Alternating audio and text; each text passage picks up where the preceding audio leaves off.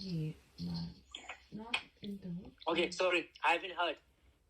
So why that color? Uh, this color is a color that a lot of people don't like. It's a kind of not red, not blue. It's gray. Brown. reserved for the people who go to the Buddhist temple. That the people, not Buddhism, don't like this color, meaning a kind of Sultan. I don't know how to express this color, but that's what we choose buy. So the master, a lot of master choose this color for the Buddhist. Just like a yellow color for the for the Buddhist master, but this color is for like a nephew of the Buddha. Okay, you are the child of the Buddha, but we are just nephew. Do you understand me? So one more layer, far away a little bit from the Buddha. Thank you. I like your opinion, which is very good. And then just feel free. I like if you have questions. I like if you have a different opinion and a suggestion. That's very good. That's very, very good. So let me tell you about this color because we are using that, so we must know this. So during the time of Buddha, monks left their family and lived with the Buddha in a temple. So during that time, Buddha literally minimized with every facilities, so that you don't, if you have more things, there is more things to worry. If you have lesser things, if you have a very, very expensive eyeglass, then there are more things to worry. If you are wearing in front of other people, it's more likely that you feel a bit ego or a pride. Oh, look at my eyeglasses. It's so expensive, that lift your ego or it's more likely that you start to feel like, oh, I am special, I'm different because I have something different. Buddha also asked to cut the hair because the hair used to be a sort of an object of beauty. So that's why Buddha let the monks cut the hair. Yes. Because those times, men or a woman, everyone used to have a long hair. It used to be a sort of a garland or something which is there to makes you look better. That's what people think at those time. So Buddha let the hair cut the hair so that to minimize everything which is there to give you sufferings because of the attachment. Yes.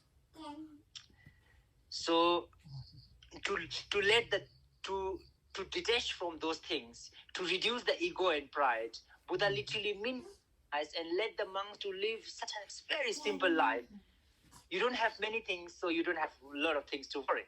If you have many things, you have many things to worry. If you have nothing, there is nothing to worry about. And also, the color. Buddha gave 3 choices because during that time, all the other colors are expensive or fashion. Attract the people. Fashion. Yes. Either is a fashion or an expensive. three colors are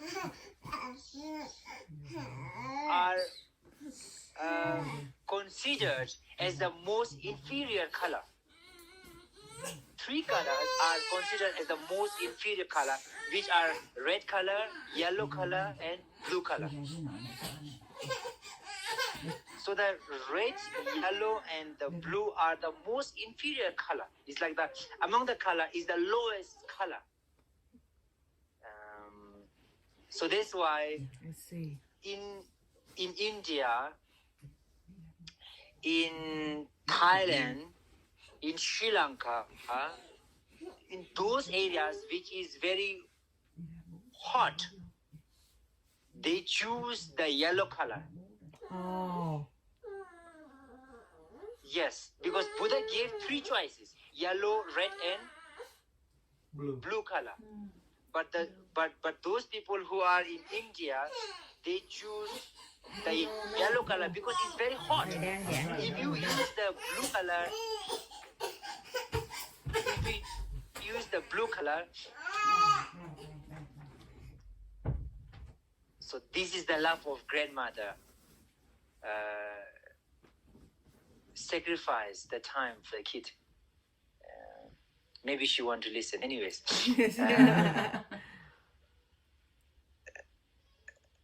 So in the white color and the yellow color don't attract the heat.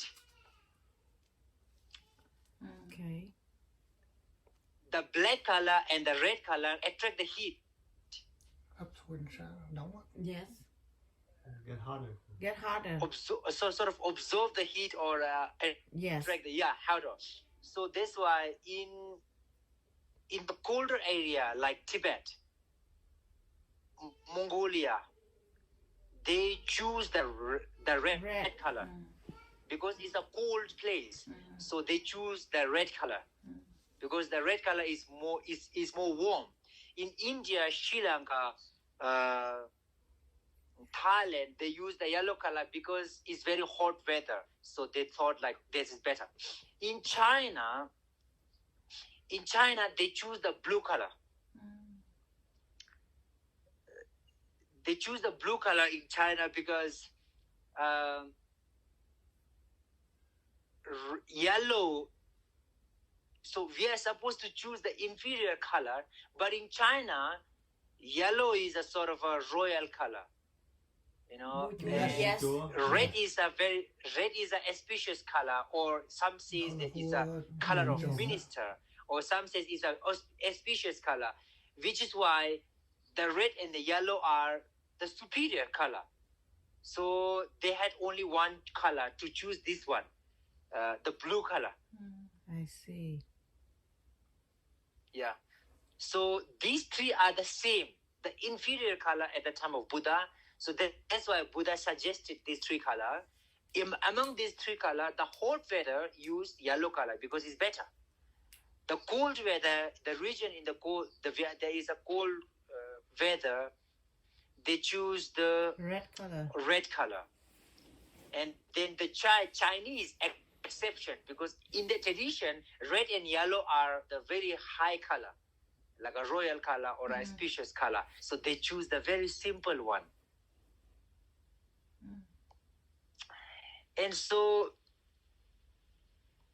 over the time, the color change. In Tibet nowadays, sometimes some monks use a sort of maroon, which is also understandable. Instead of yellow, they use a sort of orange in Thailand. Understandable. Instead of the blue color, you have, what you have is a sort of a blue and whitish mixed up because this color is an inferior one. So that's why there's a reason to make yourself feel very simple, to not to attach to your clothes. It's not like some people might have a very expensive clothes, and when they are praying, they might have that sort of an ego or attachment towards their clothes, So to feel very, very low to ground, feel very, very humble, we use the clothes which is the most inferior. Yes, that's very good. So, It's nice to know that why you use this color. It's not as a sort of a tradition, but there is a reason that I use the inferior one.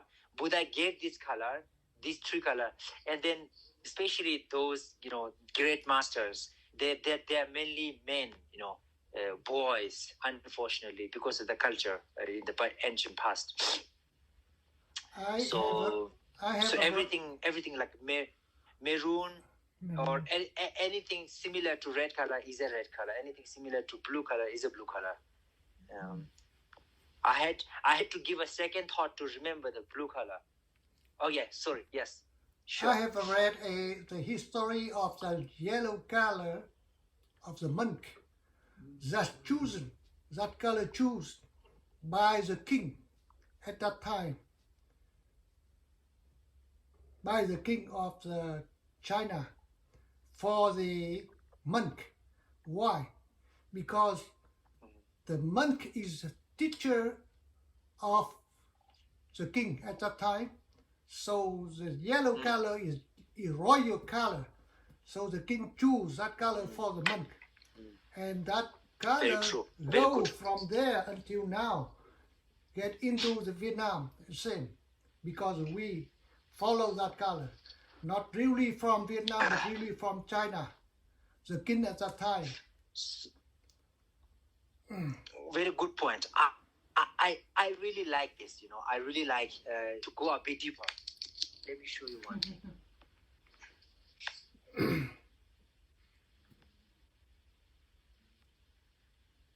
Đó là vua đường tròn cho thầy. All right. In China, in ancient time, monks used to have the blue color is the main color of the robe. But what you state is not about the whole.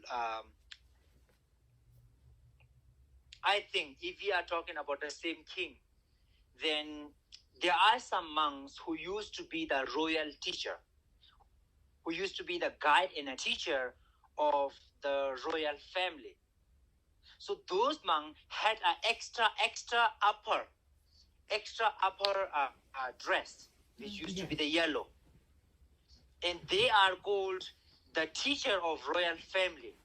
And that tradition also came up partially in Tibet as well. And even in Ladakh, in the monastery, there is one monk at a time who used the yellow color. The upper one is a yellow color. But then generally, monks can use any of these three colors, which is all right. But then the reason why in China they use the blue color is because of that. So even before those kings, much before those kings, when the Buddhism spread in China long back, when the Buddhism came to Tibet, there was some Tibetan kings who really don't like Buddhism, who try to destroy the Buddhism in Tibet. So at that time, to make a monk, to give a vow, you need to have 4 monks to ordain someone. You need to have at least 4 monks so that you can ordain one another monk. Mm-hmm. So at that time, the Tibetan king killed everyone, all the monks, destroy the monasteries, burn the scriptures and everything. So at that time, after the death of that king, they want to revive the Buddhism, so they need the 4 monks so that they can make a new monk. When they thought of making a new monk, in Tibet, there was only 3 monks left.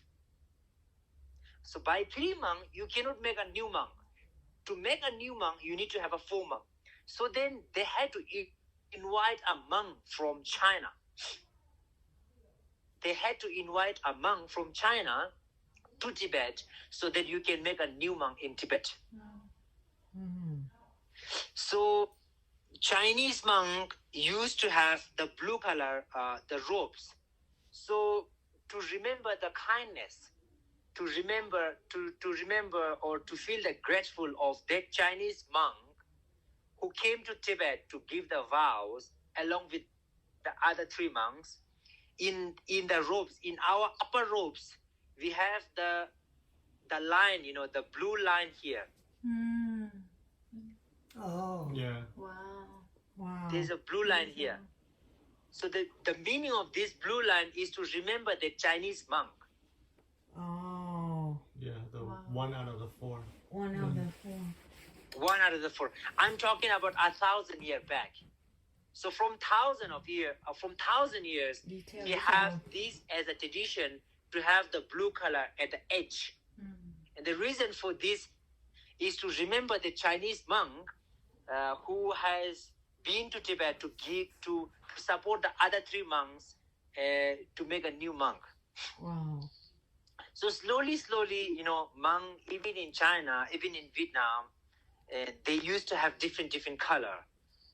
Slowly, they used to have. But initially, at the beginning, among these 3 color, India, Sri Lanka, and these areas choose the yellow color. Tibet, Mongolia used the maroon or the red color. China used the blue color. And I believe that the custom, even nowadays, some of these Chinese monks are using the yellow color on the top. In some region is like a bit yellowish on the top, but their inner color, the inner robes are exactly like yours. Oh. Inner one is the blue, Yeah, even one. nowadays. Yes. But then there are some who use, Yes. and then slowly it becomes a sort of a fashion as well, because in Thailand, people think that, oh, the yellow color is so precious, so high, this and that, oh, it's a monk color. So they think that it's a very, very superior color. But initially, it was the most inferior color, the lowest color. So yes, whatever the color we're wearing, it's very important to feel that I'm using the most inferior color to reduce the ego and pride. So because that's the main purpose of the reason why Buddha gave the three colors to the monks and nuns. Yeah. Thank you, Master. That was very good. I like those things because of that. We get to go a bit deeper. It's always nice. If you have any extra questions regarding this, let's talk about this.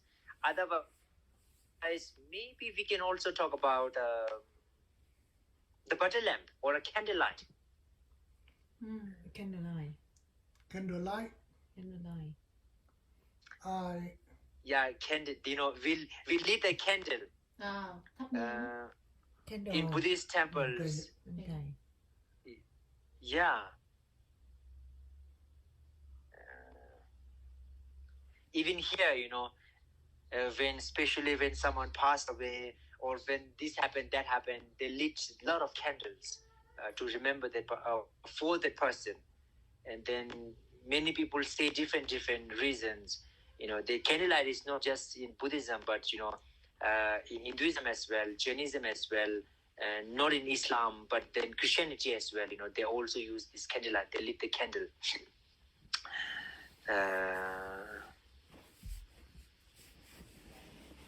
Yeah, what is But what is the meaning of the candlelight? When you lit the candlelight, they don't want the candlelight to burn out or stop.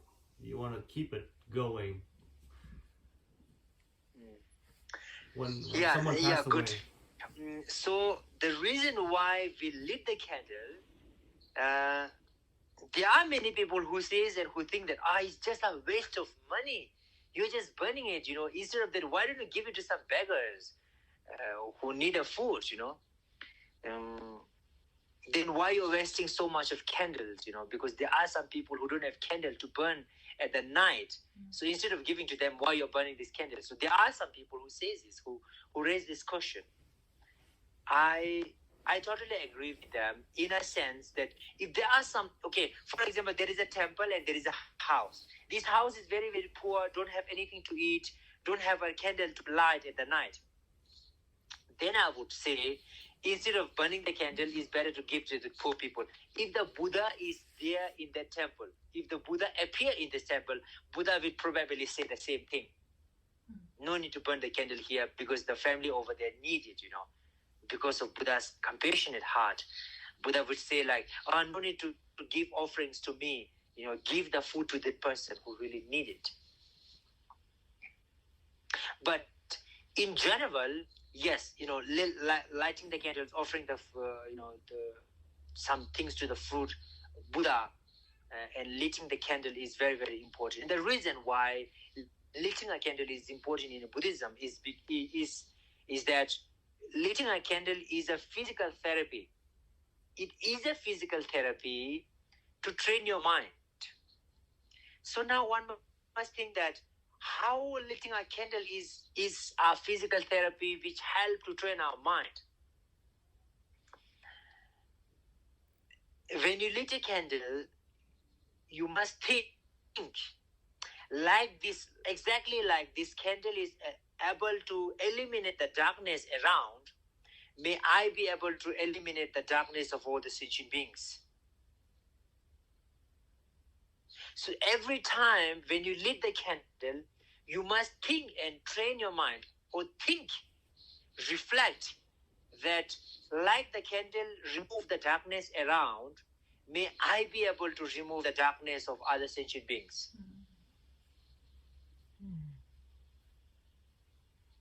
So if you think that you are reducing your selfish mind, you will be able to reduce your self-centered attitude. You will have more compassion towards other sentient beings, and you will have more altruistic mind towards other sentient beings. So that is the reason why we lit the candle in Buddhism. I see. Là cái ý nghĩa.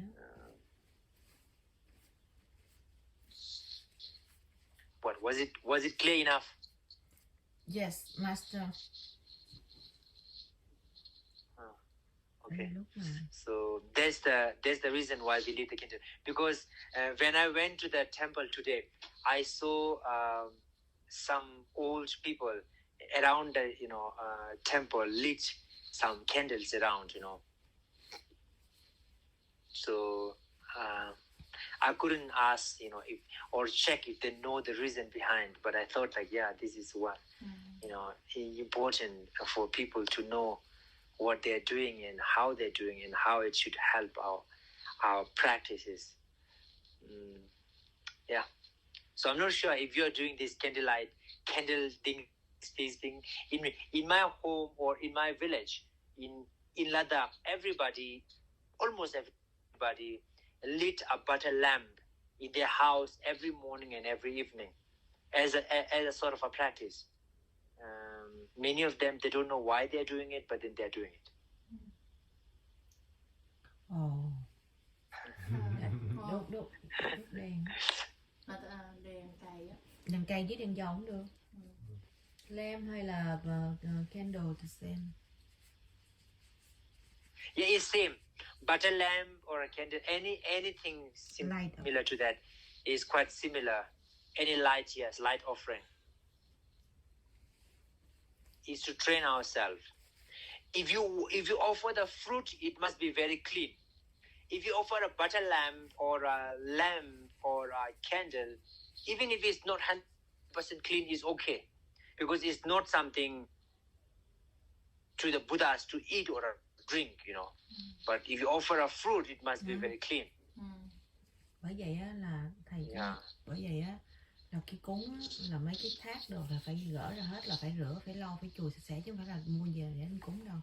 Đi lên chùa sẽ học được nhiều thứ đó thầy á bố, là that's là meaning. Còn không phải là lấy trong giỏ ra đi về là cúng đâu. Like burning the master. And also I be able to remove the darkness of others. So the darkness here is the ignorance. Because in Buddhism, ignorance, yes, the anger attachment, all the negative emotion come from ignorance.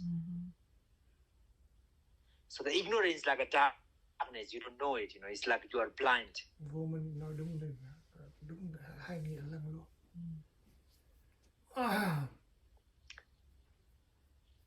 Yeah. So any question related to this or a previous topic, rest, and then we'll go to the prayer. So is the burning the incense, when we pray, Oh, burning the incense is a different story. Burning the incense is an offering. There are 5 different offerings to the Buddhas.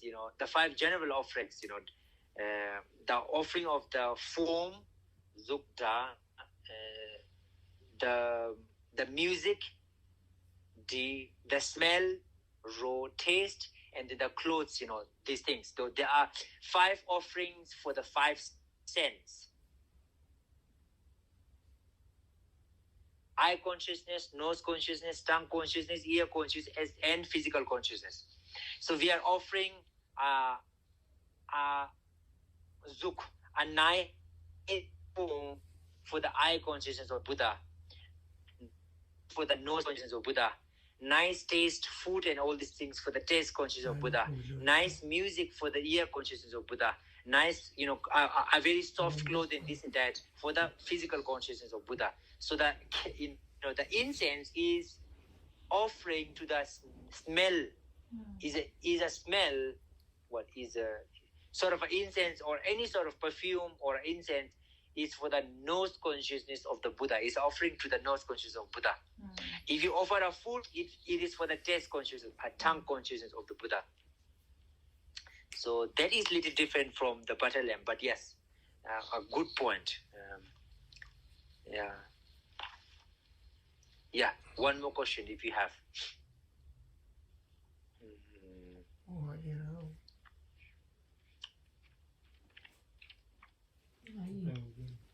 I think we good. Thank you, Master. All right. Yeah, nice to see all of you today. Thank you, Master. Right. So as usual, today I will be reading the hidden, the future Buddha, the Arya Maitreya. I really have. I forgot what you say. Phật Di Lạc. The future Di Lạc. Phật Di Lạc. Okay, Yi Lak Phật. So Buddha Shakyamuni gave a teaching of emptiness, many teachings, but there was many topics which was not clearly mentioned in the sutra. There were many hidden meanings of sutra. So those hidden meanings were clarified by Maitreya Buddha, the future Buddha. And the Asanga, among the 2 brothers, the elder brother meditated for 12 years to see the Maitreya Buddha. So after 12 years of meditation, he see the Maitreya Buddha, and the Maitreya Buddha bring him to the heaven, to Shita heaven. And then the Maitreya Buddha gave Maitreya, the future Buddha, gave him the teaching. The subject, the topic of the teaching is the hidden meanings of the sutras of Shakyamuni Buddha. Okay, so I will be seeing that today.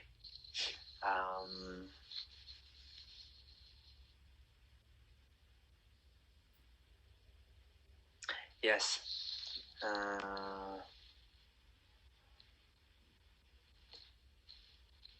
Yeah, so from your side, you can just say the mantra, and we'll do exactly the same visualization and everything. Yes, Master. First, let's purify. Okay, let's